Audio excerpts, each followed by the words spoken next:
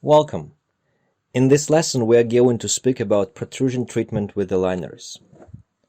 Protrusion describes the situation when the frontal teeth are tipped forward. And in this example we can see how the frontal teeth, incisors, are protruded. The patient's main complaint is the position of these teeth, so it was mostly aesthetical. Now we can see how the model and the virtual setup were done by the Exceed lab. Let's have a look at the model from one side and evaluate that in the beginning of the treatment and at the end of the treatment. Pay attention to the position of the incisors. Now let's have a look at the other side, the initial position and the final position. And once again.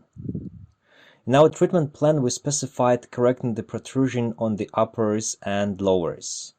And now let's have a look at the upper arch to see how this was achieved. When we speak about protrusion treatment, normally we have three options. The first one is to distalize the molars and the premolars, thus creating space in the frontal region to correct the protrusion. Another option is the IPR. That is performed in between the frontal teeth to create the space and correct the protrusion. But if you look at this model, you might notice that there was no distalization performed, and also there was no IPR added in the model.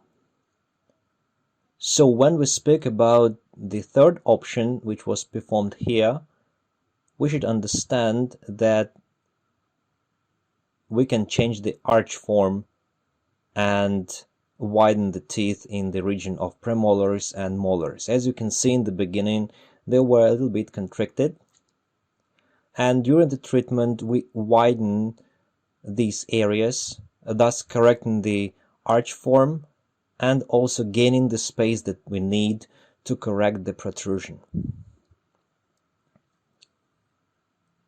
Now we can have a look at the lower arch to see what movements were performed in this area.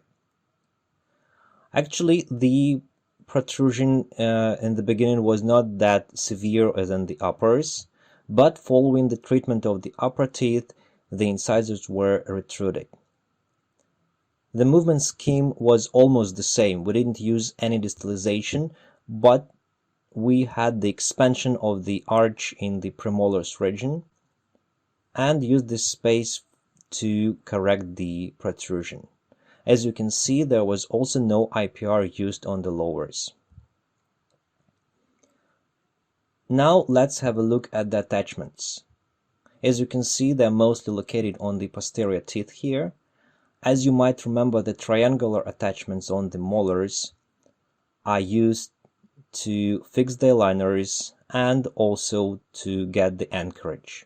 All the other types of attachments, the vertical ones, the horizontal one, are used to control the teeth movements like intrusion, extrusion, angulation and rotation.